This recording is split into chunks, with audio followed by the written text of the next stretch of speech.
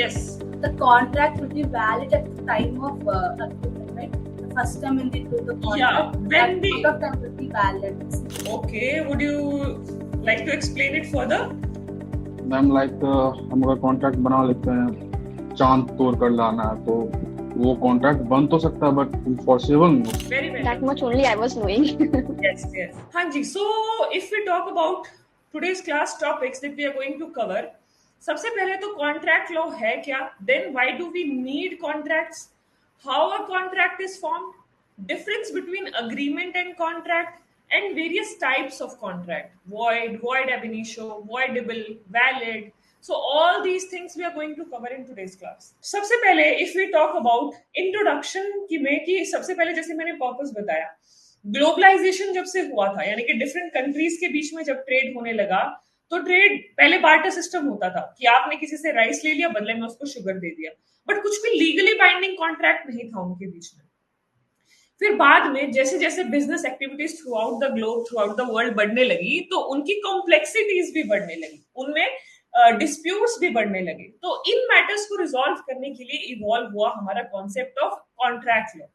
Contract law बनाने का सबसे महत्वपूर्ण, सबसे जरूरी पर्पस क्या है, जैसे कि सना ने भी बताया, to create binding contracts. Binding contracts का क्या मतलब है? To create mutual rights and obligations between the parties. मान लो दो लोगों ने आपस में कॉन्ट्रैक्ट करा कि मैं तुम्हें तुम्हारा घर कंप्लीट बना के दे दूंगा 1 साल में, और तुमने एडवांस पैसे उसको दे दिए, ऑलरेडी सारी पेमेंट तुमने उसको कर दी. अब 1 साल में भी सामने वाले व्यक्ति ने तुम्हारा घर तुम्हें बना के नहीं दिया, उस बिल्डर ने, तो तुम क्या रेमेडी है तुम्हारे पास उसके अगेंस्ट? अब रेमेडी किस बेसिस पे आप लोगे? रेमेडी आप कॉन्ट्रैक्ट के बेसिस पे लोगे. आप कोर्ट में जाके वो कॉन्ट्रैक्ट दिखाओगे, देखो जी हमने तो साथ में कॉन्ट्रैक्ट साइन किया था इस बिल्डर के साथ, और इसने कहा था कि विद इन 1 ईयर ये हमें ये घर बनाकर दे देगा. ठीक है. अब कोर्ट आपको क्या इसमें रेमेडी दे सकता है? कोर्ट उस व्यक्ति को, बिल्डर को कहेगा कि you have to do your part of the contract. तो यहाँ पर कॉन्ट्रैक्ट से क्या है? एक पार्टी के, दोनों पार्टीज के म्यूचुअली राइट्स और ऑब्लिगेशंस क्रिएट हो सकते हैं. यानी कि यहाँ पर अगर हम देखें, why do we need contracts? It creates mutually binding rights and obligations between the parties. यानी कि दोनों पार्टीज को कुछ राइट्स भी मिलेंगे और उनकी कुछ ऑब्लिगेशंस भी अराइज होंगे. Formation of a contract. अब हम बात करते हैं कि एक कॉन्ट्रैक्ट बनता क्या है. अब आप लोग बताइए, आपके हिसाब से सबसे पहला कदम, सबसे पहले तो यहाँ पर 3 स्टेजेस हैं कॉन्ट्रैक्ट की फॉर्मेशन की. उसमें मैं आप सभी से पूछना चाहूंगी, फर्स्ट स्टेज में सबसे पहला कदम क्या होगा? What should be the first step? Offer. Absolutely correct. सबसे पहले कोई एक पार्टी दूसरी पार्टी को ऑफर देती है, या इसको हम प्रपोजल भी कहते हैं. And the person who makes the offer, जो ऑफर देता है उसे हम ऑफरर कहते हैं, और जो ऑफर को एक्सेप्ट करता है उसे हम ऑफरी कहते हैं. तो आपने जब एक बार ऑफर दे दिया, नेक्स्ट स्टेप उसके बाद होता है एक्सेप्टेंस. अरे वाह, सब लगे हुए हैं कमेंट सेक्शन में. कोई भी मतलब वीडियो कॉल पे कनेक्ट करने में शर्म आ रही है सबको. हाँ जी. तो ऑफर और एक्सेप्टेंस से ये मिलने से क्या बनता है? स्वर्णा ने बिल्कुल सही बताया है, प्रॉमिस. जब ऑफर और एक्सेप्टेंस मिल गए आपस में, तो आपका प्रॉमिस बन गया. ये आपकी फर्स्ट स्टेज होगी. तो ऑफर, आपने किसी को कोई चीज ऑफर की कि मैं ये तुम्हें सेल करना चाहता हूं, या मैं तुम्हारा घर खरीदना चाहता हूं इतने अमाउंट में. उस सामने वाली पार्टी ने आपका offer as it is accept कर लिया, तो आपका क्या बन गया? प्रॉमिस बन गया. अब सेकेंड स्टेज की अगर हम बात करें, second stage, now what happens in second stage? Here the promise, यहां से हमने पिछले स्टेज में से प्रॉमिस ले लिया, और यहां पर क्या ऐड कर दिया उसमें? कंसिडरेशन. हाँ जी. What is consideration? All those students who are typing here, Shravani, would you like to connect through the video call? यार, I really want you all to connect through the video call. तभी तो मजा आएगा class में पढ़ने में. नहीं तो क्लैट कक्षा का फीचर का क्या यूज हुआ फिर? हाँ जी. ऐसे तो आप बाकी की क्लासेस में भी पढ़ ही रहे थे. हाँ जी सना. Yes Sana. What do you mean by consideration? Consideration can be in terms of the services, money, and the exchange of properties and all, like whatever we are considering in that contract. Absolutely. So consideration is something. How do we define it? Consideration is what you get in return. जो आपको Oh. वापस मिलता है उसे हम consideration कहते हैं. What you told me are various types or examples of consideration कि क्या-क्या चीजें consideration हो सकती हैं. Very well That done. much only I was knowing. Yes, yes. Good. Hanji. So what is consideration? Consideration is what you get in return. Something in return. जो आपको बदले में कहीं कुछ मिल रहा है उसे हम कंसिडरेशन कहते हैं. Suppose let's understand it with the help of an example. इसको एक एग्जांपल से समझते हैं. A B. A wants to sell his car to B and B in return gives him ₹10 lakhs. Now what is the consideration for B? B के लिए क्या consideration है? Car. That is what he is getting in return. A के लिए consideration क्या है? 10 lakh rupees. So consideration is what you get in return.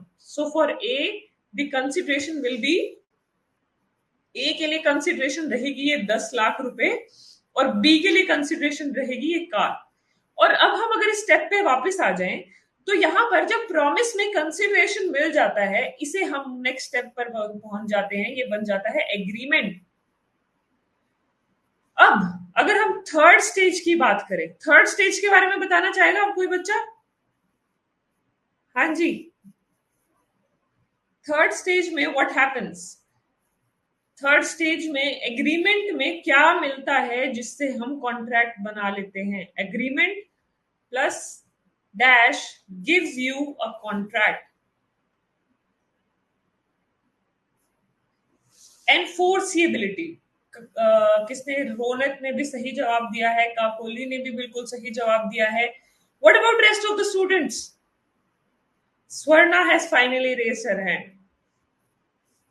Hi Swarna, first of all, 100 marks for showing confidence to come and interact. I really like it when you all interact. Otherwise, there's no use of buying Raksha batch. है ना? हाँ जी, बताइए. So agreement में what do we add so that we get a contract? Ma'am, legal enforceability. Yes. Can you explain a little bit about enforceability? Ma'am, enforceability like हम कह सकते हैं जब एग्रीमेंट हम परफॉर्म कर सकते हैं तब वो कॉन्ट्रैक्ट बन पाएगा, लेकिन परफॉर्मेंस में भी उसमें लीगलिटी होनी चाहिए. Yes. So enforceability, first of all, let's hear from Kadambari also, then I will explain what is the exact meaning. Thank you, Swarna, for connecting. हाँ जी, बताइए. मैम समथिंग जो कि लॉफुल ऑब्जेक्ट हो जिसका और कह सकते हैं लॉफुल ऑब्जेक्ट या फिर लॉफुल कंसिडरेशन हो, वही लीगल इन्फोर्सिबिलिटी बैकअप कर सकता है. Okay, right. But my question to you is, what do you mean by enforceability? What exactly does enforceability means? जो कि लॉ द्वारा बैकअप किया जा सकता है या फिर लॉ द्वारा इन्फोर्स किया जा सकता है अगर उस पे कोई अगर कोर्ट में जाए या फिर yes heading in the right direction. हाँ जी, ठीक है. Now let's hear from लेखना also, then I will tell you the exact meaning. हाँ जी लेखना, बताइए.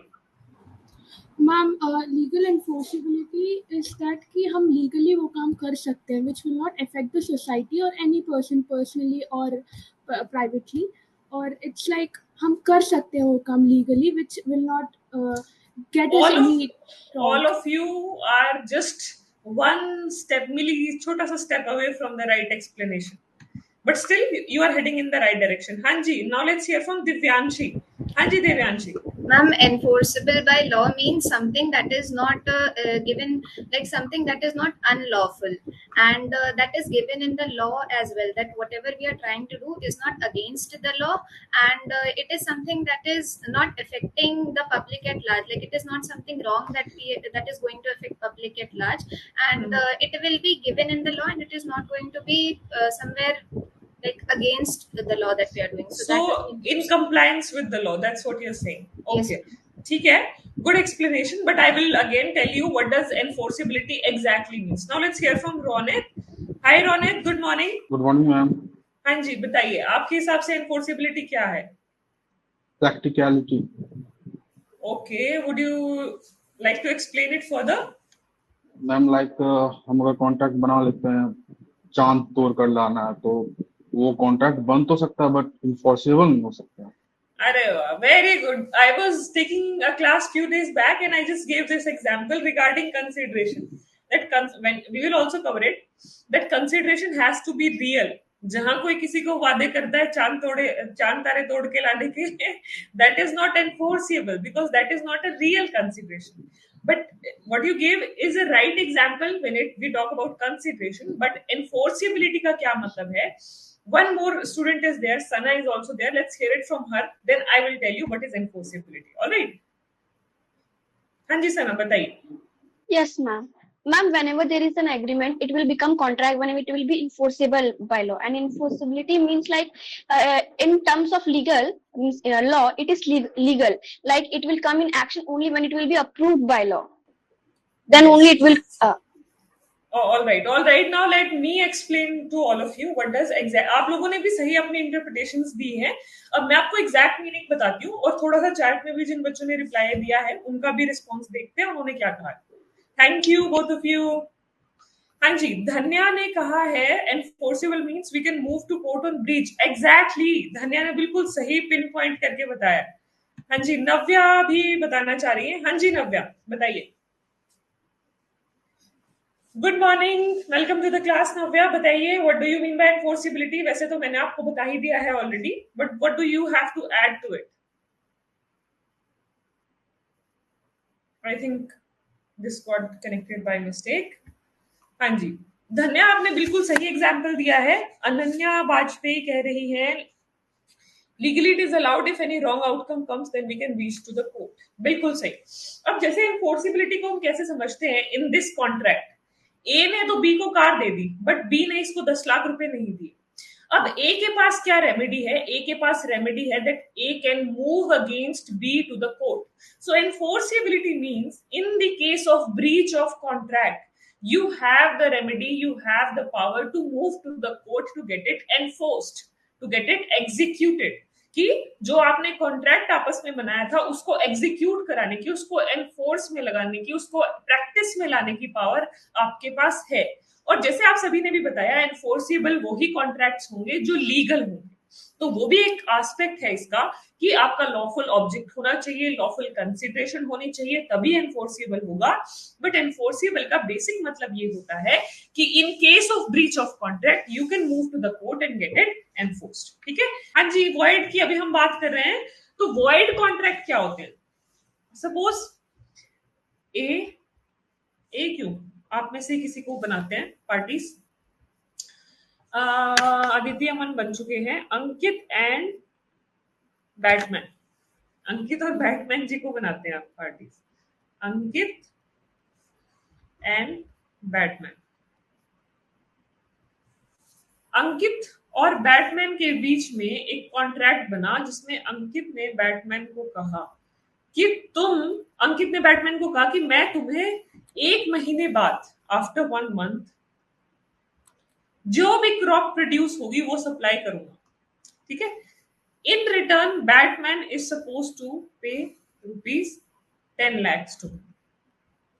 ऑलराइट. ऑफर, एक्सेप्टेंस, कंसिडरेशन, यहाँ पर सब कुछ आगे ये लॉफुल भी है, इसमें कुछ गलत नहीं है, एक वैलिड कॉन्ट्रैक्ट है. यहां तक it was a valid contract. ठीक है. वैलिड कॉन्ट्रैक्ट है तो एनफोर्सेबल भी है. But what happens later? यहां पर due to some unforeseen circumstances. Unforeseen circumstances मतलब जो दोनों में से कोई भी पार्टी जिनका आइडिया ही नहीं लगा सकती थी कि अच्छा ऐसा भी हो जाएगा. Due to some unforeseen circumstances. Unforeseen circumstances क्या हो सकते हैं? It may be flood, it may be earthquake. ठीक है. So unforeseen circumstances which are out of control. Which are out of control of both parties. Which are out of control of both parties. दोनों में से कोई भी party का इस situation पे कोई भी कंट्रोल नहीं है. ना अंकित ना बैटमैन कोई भी कंट्रोल नहीं कर सकते हैं फ्लड को या अर्थक्वेक. ठीक है, due to some unforeseen circumstances which are out of control of both the parties it has become impossible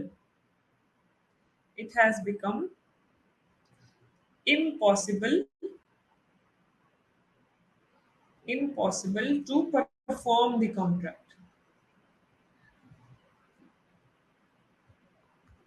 अब कॉन्ट्रैक्ट को परफॉर्म करना इम्पॉसिबल हो गया, ठीक है। अब क्योंकि ये इसको परफॉर्म करना इम्पॉसिबल हो गया है तो ये क्या हो गया है, दिस इज नॉट इन्फोर्सिबल। इसको आप एनफोर्स कराने के लिए कोर्ट में नहीं जा सकते। अब इसको इस पे अप्लाई करते हैं, इस एग्जाम्पल पे। इस मंथ के दौरान बहुत ज्यादा फ्लड्स आ गई और पूरी क्रॉप जो है वो डैमेज हो गई, ठीक है। फ्लड्स आ गई, क्रॉप डैमेज हो गई। अब जब आपके कॉन्ट्रैक्ट का सब्जेक्ट मैटर ही नहीं बचा, जो क्रॉप आपको सप्लाई करनी थी वही नहीं बची, subject matter of the contract is destroyed, तो आप क्या कॉन्ट्रैक्ट एनफोर्स करोगे, कैसे कॉन्ट्रैक्ट को पूरा कंप्लीट करोगे। तो यहां पर हम कहते हैं कि जिस दिन कॉन्ट्रैक्ट बना उस दिन वो वैलिड कॉन्ट्रैक्ट था, but because of some external factors which were not in the control of both the parties, now it has become impossible to perform that contract, so that is why we say it has become a void contract, ठीक है। Doctrine of frustration भी हाँ हम इसको कह सकते हैं, but we will be covering that concept in some another class, ठीक है। हाँ जी, यहां तक सबको समझ में आया कि क्या है void contract? यस, हाँ जी, yes, the contract will be valid at the time of agreement, right? The first time when they do the contract, yeah, when that the point of time will be valid, isn't it? yes, But later on, due to that circumstance, it becomes void. yeah, Ma'am, then here contract and agreement both are same, right? We can write it as void contract as well as void agreement. void contract नहीं, अभी हम वो we will be talking about that will be void ab initio agreement। अब यहाँ पर हम void contract क्यों कह रहे हैं, because पहले एक valid contract बन चुका है and then it has resulted into becoming a void contract, ठीक है, because it was already an existing contract, एक contract already exist कर रहा था, वो lawful था, lawful object, lawful consideration, proper offer and acceptance, everything was there.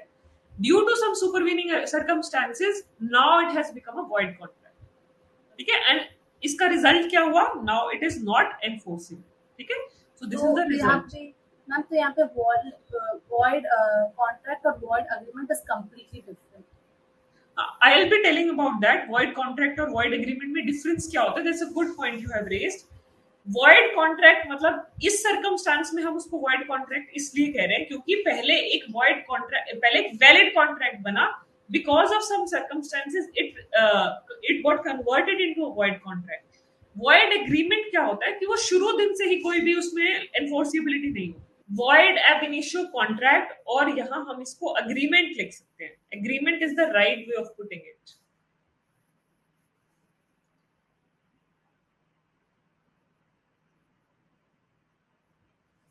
so void ab initio का मतलब होता है, ab initio means from very beginning,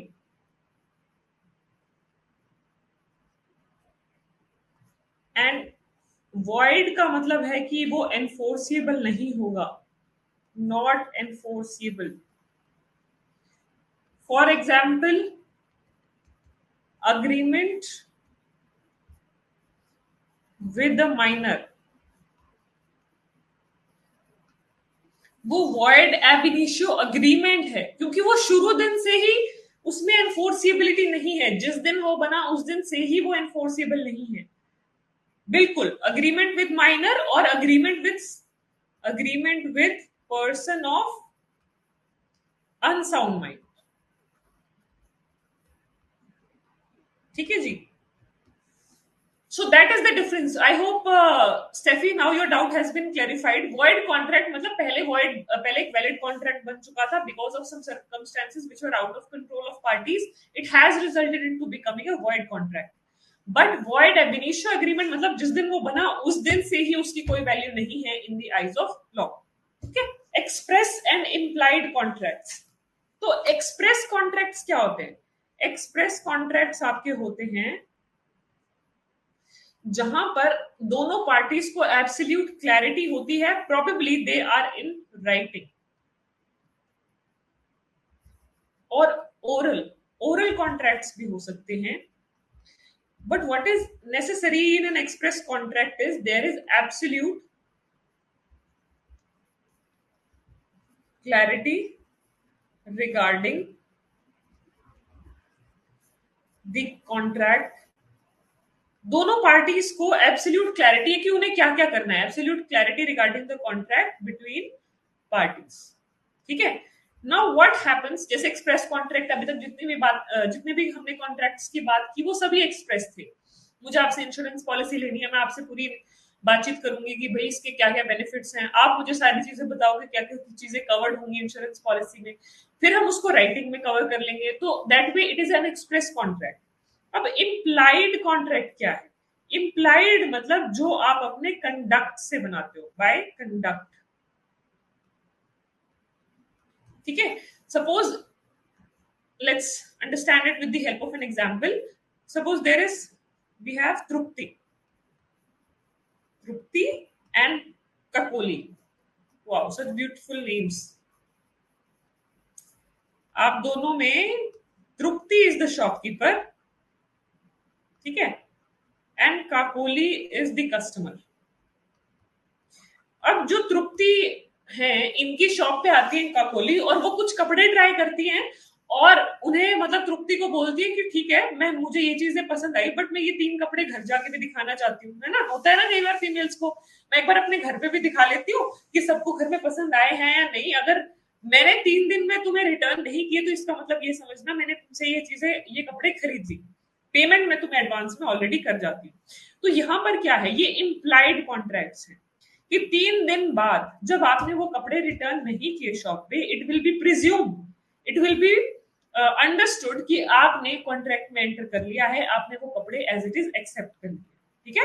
so implied contracts में the contract is presumed by the conduct of the parties rather than having something in written form में ना होके conduct से हम पार्टीज के प्रिज्यूम करते हैं whether it is a contract और नॉट. इलीगल कॉन्ट्रैक्ट, इलीगल वो होते हैं जहां पर कहीं पर कुछ भी अनलॉफुल कंसिडरेशन होता है, ये हम एक तरीके से पढ़ भी चुके हैं, या अनलॉफुल ऑब्जेक्ट होता है.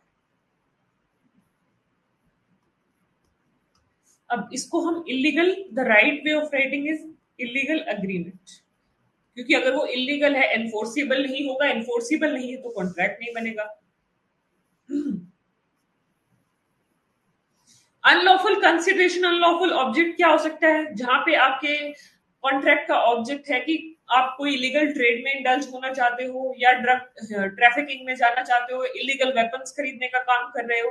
ये सब अनलॉफुल ऑब्जेक्ट्स हैं, अनलॉफुल कंसिडरेशंस हैं. And what matters here is all of them are not enforceable.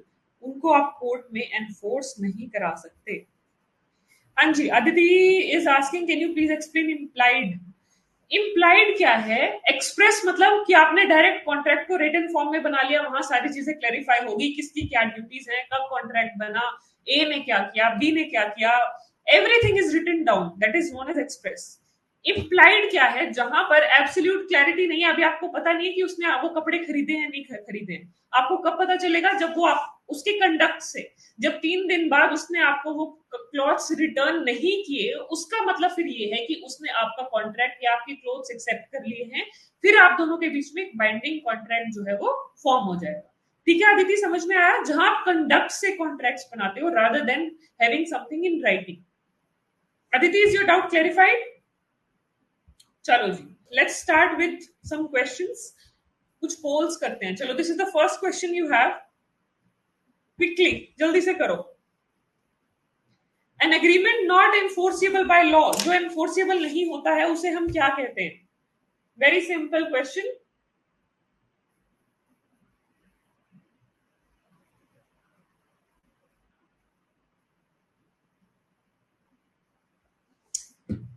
हाँ जी, इस क्वेश्चन का राइट आंसर क्या होगा? जो एनफोर्सिबल बाय लॉ नहीं होते हैं that is void agreement. A is the right answer, क्योंकि वॉइडेबल में पार्टी के पास चॉइस है, अग्रीव्ड पार्टी की चॉइस है, वो उसे एनफोर्स कराना चाहता है या नहीं। ए वैलिड तो हमेशा ऑलवेज एनफोर्सेबल, ठीक है। वॉइडेबल में चॉइस ऑफ पार्टीज, ठीक है। Void is never enforceable. अब let's see, 73% have answered correctly. Devansh, Darren, Aditi has answered the fastest. Very well done. This is the next question for all of you. An agreement which is enforceable by law is at the option of one of the parties but not at the option of other party. यानी एक party के पास choice है contract को enforce करने की, तो इसका सही आंसर क्या होगा? यहां पर इसको वॉइड कर लेते हैं, लेट्स कंसीडर इट वॉइड।